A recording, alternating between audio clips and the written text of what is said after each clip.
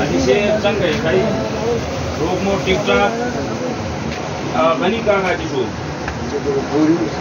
भाई हाँ बंद है बराबर था क्या कैमरा रावड़ेगा चुमरा दा पैसे जमन 100 रुपये आखलाई थोड़ा कवरू 100 रुपये और चिमस दर की रुपया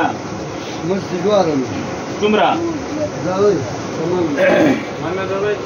देखो माता का ये पंचक्की आटा जिसके जरिए निकलता है ना ये ख़ास है मेरे ख्याल से मकई के लिए, ठीक है। तो यहाँ ऊपर आपको दिखाते हैं, उधर ऊपर दाने डालते हैं और वो नीचे आते हैं, यहाँ से ये जगह है। ये असल में वो पंचक्की जो पुराने ज़माने के अंदर होती थी, जो घूमती है और नीचे उससे ये आटा निकल रहा है। ये जूम करके दिखाओ, ये नीचे आटा निकल रहा है।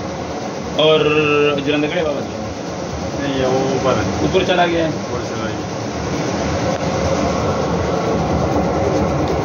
आगे माल पड़ा हुआ है।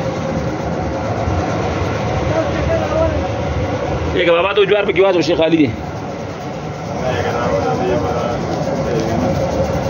ये